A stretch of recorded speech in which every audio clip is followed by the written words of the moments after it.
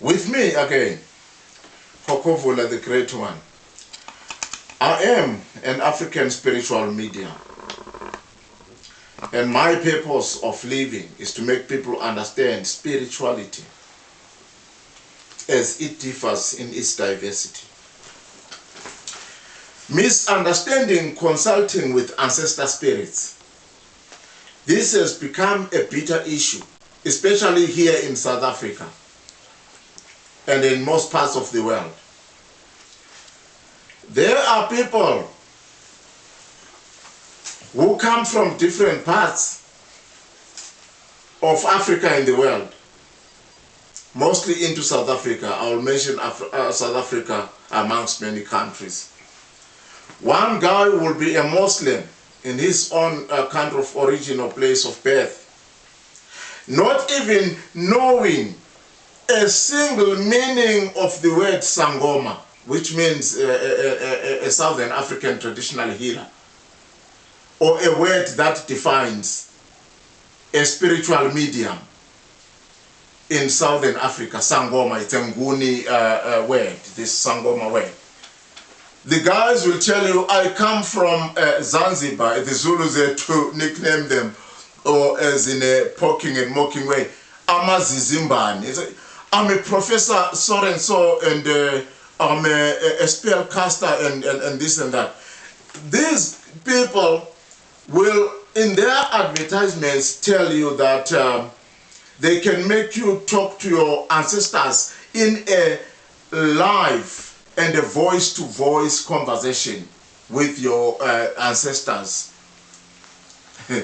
which I don't actually understand, or which I understand it as the total fabrications and fallacies. As I'm one person who will never be made to agree that any fabrication and fallacies are the truth necessarily because they come from a prominent somebody or a self-acclaimed spiritualist or a medium to a certain deity. I will never be made to agree that you will talk to your ancestors as I'm talking to people right now on a live or voice-to-voice conversation. These people, I'm talking of misunderstanding, consulting with ancestor spirits.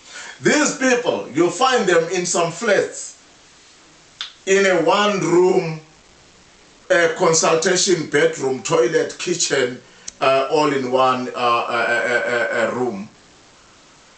It's a small room. There is a place with a sponge to sleep.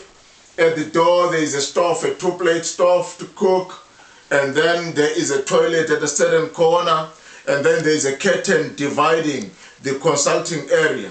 And then you are met, the consulting area is divided into two parts. You are made to sit in a small space as you're consulting a space, and then there is another curtain that divides you with the other, a place where you will hear the voices speaking, which are said to be the voice of the ancestors. Nonsense. And this is a total nonsense.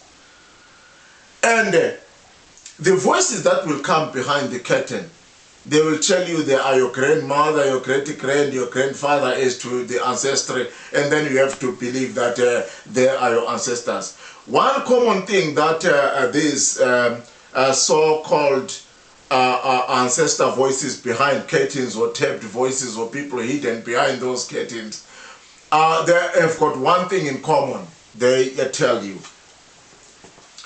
I am your grandmother. First of all, these guys will ask you the names of your, or one other guy will ask you the names of your people who have passed on or that we have known or heard about. And then the spirit behind the curtain will be saying, is that particular person. I'm your grandfather, the great-grand, the one that who has got one eye, and I've got your gift. And your gift is 20 million US dollars, and they don't talk it, say it the way I'm saying it, in this accent and this English tone that I'm talking with now. I'm your brother.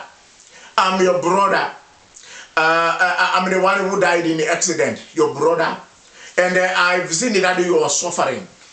I decided to bring you some money in dollars. And this is your gift. In order for you to have your gift, you got to retire from your work. And bring me all the money. And if you bring me all the money from the retirement of your work, I'm going to give you all this money in the suitcase, in the box. Chineke, I'm going to give you this money. Hey, I'm saying, what has happened to your late brother?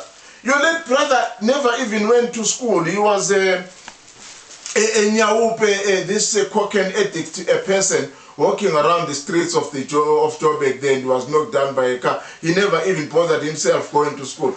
Where did he get this English? And what is this English tone? What is this